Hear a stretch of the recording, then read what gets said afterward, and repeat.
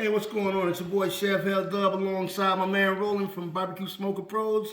We're gonna get this prime rib dry rubbed and injected up. So a Christmas prime rib? Christmas prime rib. That's the man. best type. You can have Saturday prime rib. You can have Easter egg prime rib. You can have I'm going to feed the dog prime rib. You can never go wrong with prime rib. So what we're gonna do today, we're gonna inject this bad boy with some Budweiser sweet and tangy injection, and we're gonna go back to the old faithful.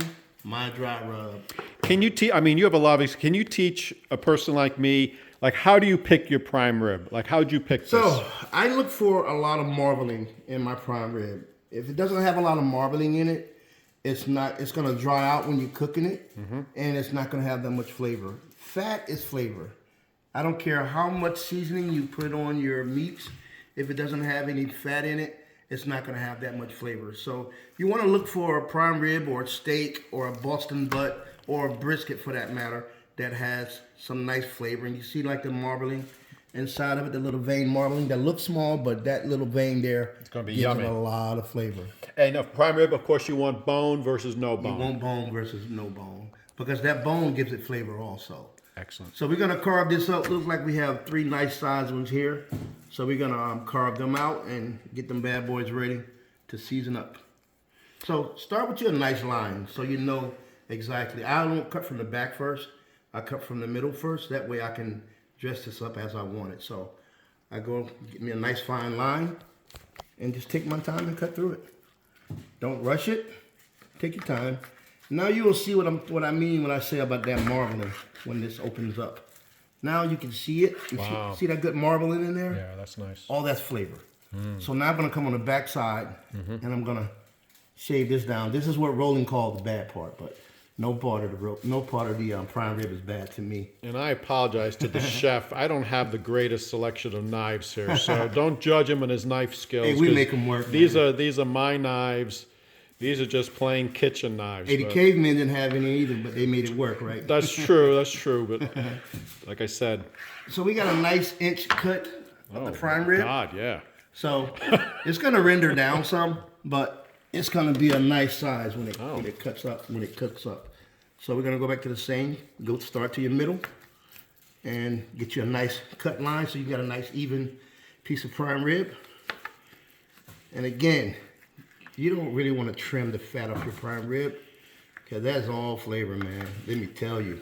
When you cut that fat off, you're really doing your meat a disservice because you're just giving that flavor away. You just pay for all this flavor. That fat is in there, so it's per pound.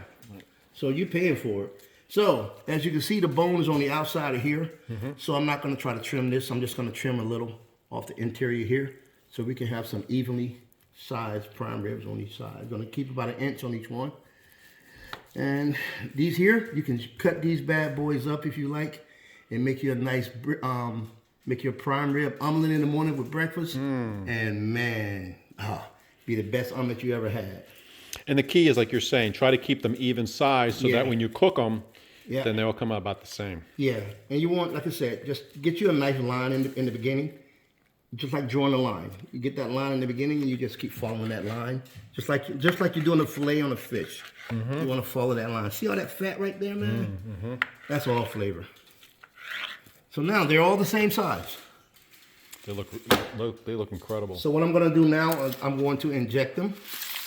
Now with beef, I inject it at an angle, like so.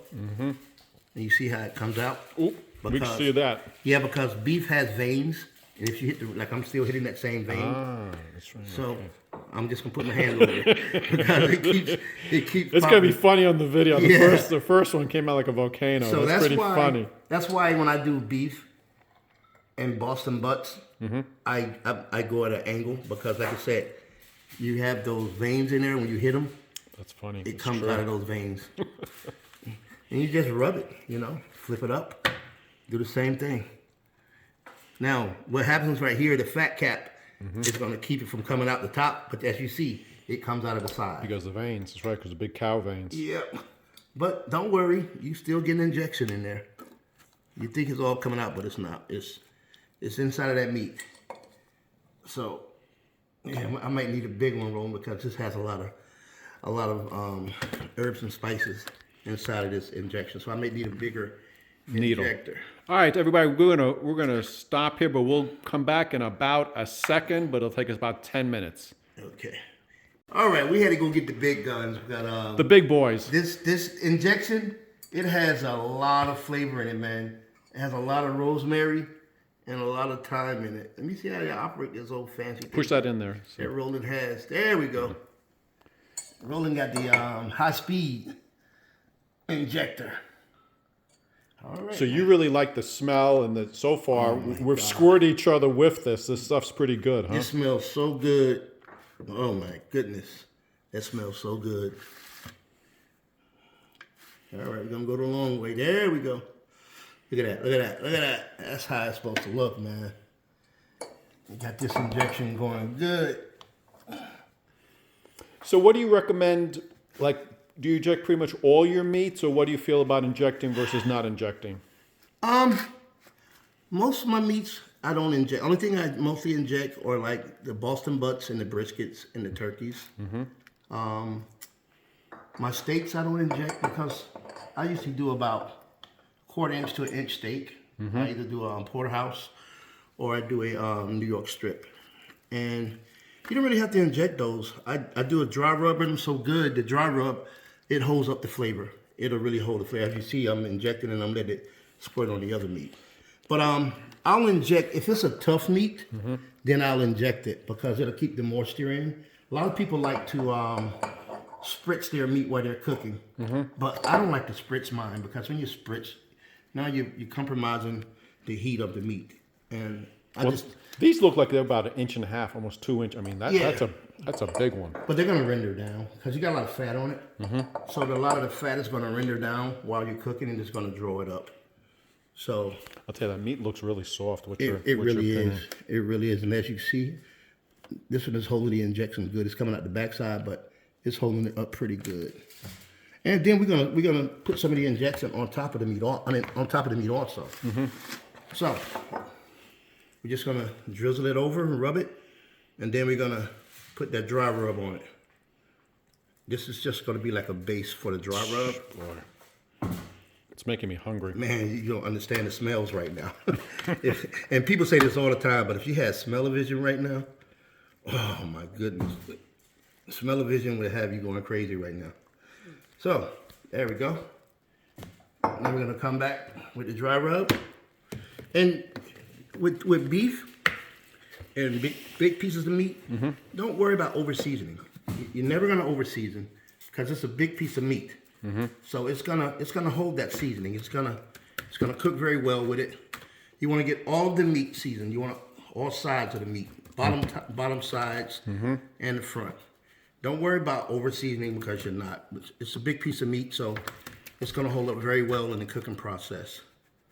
I used to be afraid of seasoning because I thought, like with chicken and fish, if you put too much, you're just gonna ruin it. Yep. But with steak, big pieces of pork, big pieces of beef, you're never gonna overseason it unless you put a whole bucket on. Right. Like what I'm doing now, it looks like I'm putting a lot, but it's not a lot. So there you go with that. We got them all seasoned up, and we're gonna sear fry those. Well, we're gonna put these in a cast iron pan and show everybody. Okay. So if you want to Later. season them up or put some. Watch what I do. So if you think you over seasoned, go over there and pat them bad boys down. And we're gonna stir fry these. We're working, man. We need to make lunch, so we're gonna make a quick lunch here. Alrighty. So now we're gonna go put these bad boys in this pan. So again, everything's all set to go. What would you do? Put this back in the Put this back in the ice box. I would cover it up with aluminum foil. Yep. And I would let it marinate Yep. for a couple of days. That's with the turkey. And then take them out same time you take the turkeys out. Okay. And put them in the deep fryer after you finish your turkey. I would fry these probably maybe like 15 minutes each because they're pretty thick.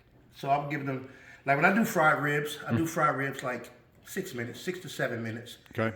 But this is a thicker meat. This is about 1.5 inches on the cut, so I would do it about 15 minutes. And we'll see when we come back, and we'll see what it looks like. Your boy Chef L Dub and Roland from Barbecue Smoker Pros said, smoke him if you got him.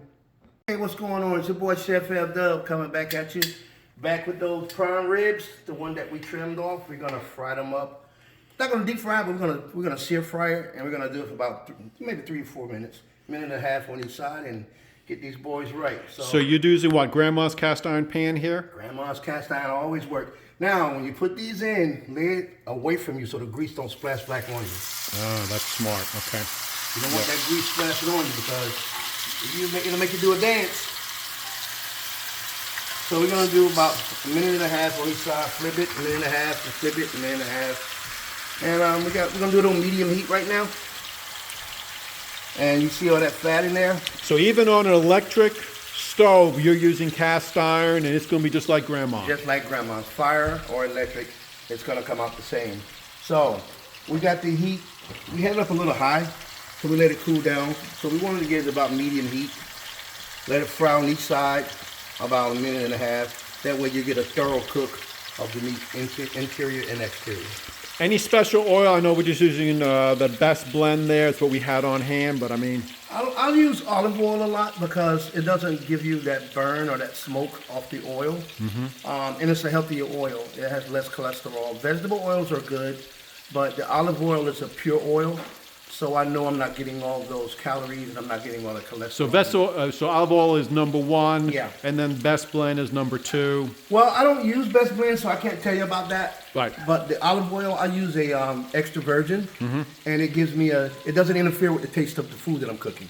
It gives me all of the heat that I need. It gives me the flash point, but it doesn't interfere with my flavor because I'm big on flavor. Right. And if the oil is gonna take away from my flavor, I'd just rather not use it. But my main purpose for using it is a healthier oil. So we've had it on for about a minute and a half now. And so you put the oil in to basically help sear... Oh, look at that. Nice. And the smell right now, oh my goodness. If you could just smell what's going on right now. So it's still rare. We're gonna cook this to about a medium rare. So the way you tell when you're cooking meat, the 5 fingers of meat, the 5 palms, that's rare. You put 1 finger down, that's medium rare. Medium well, extra well. Okay, so you're saying the pressure in the Yep. palm So if is you the same feel- sort of pressure you want to If you feel look in at your the meat. see how I'm pushing the meat now? How it's going all the way in? Yep. That's rare. Now, when I want to get medium rare, I want that palm to be a little bit more porous. I never saw this before. That's very, Yeah. very interesting. So this very hand interesting. will tell you how your meat is cooked. So most people look Excellent. for blood. Right. If you look for blood, you're going to overcook your meat. It's going to be tough. You might as well grab your sneaker or grab your boot and bite it. But if you use that hand to tell you what the texture of your meat is, you'll never go wrong with it. You'll never overcook it. And you'll always have some nice tender meat. And don't be afraid to touch it. It's not going to burn you. I mean, it's hot, but it's not super hot. Once you flip it, give it about a good 30 seconds. Then you give it a test. Or just come by with your tongs and just push it with your tongs. You can feel it the same way. You're going to feel the same thing. It'll let you know when the meat is stiffening up. Once you start doing it a lot, then you'll get used to the texture of the meat by how you cook it. Then you'll understand what the feel of the meat is. I like mine medium well. So normally I do mine, I smoke it with wood. Right. So I know the color and what the color is going to look like. Right. But when I'm frying it like this, I do it like a steak. I do it with my hand and feel the texture. Very interesting. I like that. Yeah. What's your feeling about cast iron versus like a regular pan versus cast iron? I mean, Listen, man, I'm old school. You can never go wrong with cast iron. The cast iron is going to heat up evenly, and it's going to cook your meat evenly. Those textile pans or those other pans with the little diamond and triangle, I've bought those. They're good, but they don't last long. They maybe last you 2 years, then everything starts to stick to them. Those cast irons like this, they are never fail. well, you said this is your grandma's pan, so this is probably 40 years old or 50 years old and it's good for another. And it looked like you just brought it out of the store. So when you get through cooking with the pan, you wash it up, and then you dry it and oil it right away. Get you some olive oil or use some of your oil here. Get your paper towel and oil it, and it'll look like this for the rest of its life. It won't rust out on you, it won't pit or any of that. So now you see, it's been cooking for about 3 minutes, and you can see it's still I would say medium rare. If I were to cut it now, you'll still see blood in it. But when I finish it, we're going to make it medium well. It's not going to be tough. It's going to be very juicy and very, very tasteful. So with your temperature, I can see you're not on super high. You're sort of on the Medium well, medium, like medium, a little higher than medium. Yeah. So you don't want the oil just burning. You want you want it at about 350, 375. 350, 375, you're at a safe zone. You got a thick piece of meat, so it's going to cook it thoroughly, but it's not going to cook it too fast. I call it mistake-free meat because the temperature is not high, so it's not cooking it too fast, and it's not going to make your meat tough. right. So really hot is crispy outside, but can make the inside tough, is what you're saying. yeah. If you cook it too fast, it's going to toughen up because that meat is going to draw up real fast. As you see now, the blood is starting to turn brown right here. That's meaning that we're almost done. We almost at about medium well right now. So I'm going to flip her again, and this side is done. And I like what you're saying. It's true. Flip it away from you. I make that mistake a lot of times, and you splatter yourself with grease. Yeah. And I'll tell you, you're not making a mess here like I do. I normally the walls are covered in grease. The whole stove is covered when I cook. Yeah. I've got burned a few times. This is not by This is by trial and error. This is not by no ingenious effort on my part. This is all trial and effort, man. I've got some burns on me. So where'd your love of cooking come from, Chef? How'd you become a chef? How'd you learn? I learned to cook because of my daughter. When my daughter was born, I didn't want to have her having diabetes and high blood pressure. So, like all the other soldiers, we reinvent ourselves once we separate from service. I used my GI Bill to go to culinary art school. Nice. And learn. I knew how to cook already, but they just gave me certain pointers. And I got my degree in culinary arts. And my daughter is the main reason why I started cooking, because I wanted to cook healthy for her, and I wanted her to have a healthy lifestyle. To eat food with flavor, eating food and eating healthy doesn't mean that you got to eat tofu and all of that type of stuff. Right. It means you have to cook your food a certain way to get the flavors that you want, so you can have that tasty food and not have to sacrifice flavor. All right, so we're gonna pull the small one out now. And you told us here, this is your little baking, like sort of like use like a cookie sheet almost. Yep, we're gonna pull it out and put it on the crisper to let the grease come off of it. As you can see, the oil is clear. If this was not done, you would see remnants of blood coming out of the meat. So now you just got a little coming out there, but this meat is still gonna cook while it's on this pan. Okay. Because you gotta remember, it was at 375. Okay. So this is what they call letting your meat rest. Right. See how the juices are coming out now instead of coming out clear? Yep. So you got a little blood here and there, but all that's going to continue to cook while this meat is resting. So you want to let this meat rest about a good 10 or 15 minutes. See how tender that is? How it's falling apart when I pick it up? Yeah. Look, it's going to fall apart, so I got to come close to it. That's how tender that meat is inside also. So the meat is completely cooked. We're going to let it rest for about a good 15 minutes, and then we're gonna dig in it. Perfect, Chef. So it's your boy Chef L Dub, my man Roland from Barbecue Smoker Pros, saying bon appetit. Peace. Oh, it's your boy Chef L Dub coming back at you with my man Roland from Barbecue Smoker Pros. We've let this prime rib rest. Now we're about to cut into it. We're gonna cut it at an angle, so we can let you see what this meat looks like, man. Oh, that's a nice cut there. And again, Chef, I apologize. I don't have the best knives. Yeah, we're not worried. Like I said, the cavemen had what they had, so we're going to do like the cavemen and make it work. So how long would you say you want your meat to rest after you cooked it? If it's a thick piece of meat, I would say 10 to 15 minutes. If it's thin like this, anywhere from 5 to 8 minutes, it's going to be good because it's going to cool off quick. So when you're letting it rest, you're just letting it finish to cook. As you saw before when I took it off the fire, it still had a hint of blood.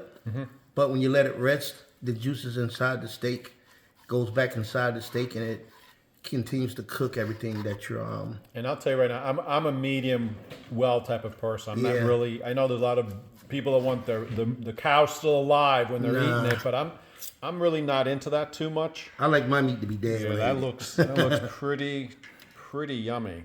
So I'm gonna cut the thicker one up now, and you can see You can look at this here. You can see all the juices that are still in it. But I'm going to cut the thicker one up also.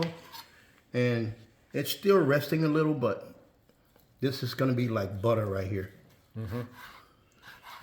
See, Yeah, like that basically fell into almost 2 pieces of steak when you're pulling it off. Yeah. Yeah, you can see the difference there. That's actually more of a what would you say that It's like a is? medium rare. Medium rare? Yeah. So it's still cooking. And that's because it was what, 1/2 inch thicker than the Yeah, it other was a 1/2 piece? inch thicker than the other. But as you see, it's still cooking because you can look as you cut it. The meat is red, but it's not like bloody red. So now this side here, it had more of the fat. So I'm trimming that fat off there. But again, fat is flavor. Now you see how it looks now? This is your medium rare right here. So really with this, we got a little bit of everything going on. We got medium rare, medium, almost a little bit medium well done. Yeah. Like the little piece there probably more. This is more of a medium rare, right? I'm sorry, medium well. That looks real good. So we got medium rare, and we got medium well, and we got a mixture of both right there. Okay. So only thing you gotta do, put that in a skillet for about 30 seconds, and you'll get that blood out and make it a medium well for you. Medium well. Yeah, but even if there's other people here who want medium. Yep. I like medium well, but I'll eat medium rare. But like I said, if you want to, just put it in the sizzler for about a good 30 to 40 seconds, and it's ready to go. Roland, why don't you try a piece while you got the camera and tell me what you think there, buddy. If y'all can see his face right now. We got the boss here. We got the boss. We got the boss here. If she says it's good, So good. if she says it's good, then we're in good shape. Did you see that tender bite? Bite it again and watch the focus on the bite. Look how easy it comes apart. Man, listen. I'll tell you, Chef, your rub is very, very good. Yeah, very good. It took me 5 years to build that rub because I used it for 4 years the way I had it. I'm gonna have another piece. And while I you're just talking. kept saying that something was missing. And one day I was in the kitchen and I said, I'm going to experiment a little bit more. And I added one more ingredient and that took it over the top. And, you know, my friends told me the rub was great. And I told them I got it better and they couldn't believe it. So I invited them over and I cooked a 5-course. And I used the dry rub on every meal other than dessert. And man, they were blown away with the flavors. And you could probably put that rub on ice cream anyway. You could do a whole six course meal with ice cream. Listen, that rub is like bacon. It goes well with everything. Well, Chef, thank you very, very much for coming. My pleasure. What's your channel? If people want to come over there and take a look. Well, my Instagram is TheRealLW, DAREALLDUBYA. That's on my Instagram. You can see a lot of the cuisines that I prepare. My specialty is barbecue soul, but I dabble in everything. I do a lot of Italian. I do some Caribbean. A lot of barbecue soul, and I bake as well. So I do some carrot cakes. I do some pound cakes, some cobblers, and some sweet potato pies. Well, thank you so much for coming. And for having me. You're going to be back for Christmas, and we're going to show them part 2 and part 3 of the turkey and the deep fried prime rib, which I can't wait. I'm going to invite everybody in the neighborhood. And we make fry a slab or 2 of ribs also. Awesome. Thanks again. It's your boy Chef Dub and your boy Roland from Barbecue Smoker Pro saying bon appetit. And Smoke 'em if you got 'em. And barbecue on. Barbecue on, baby.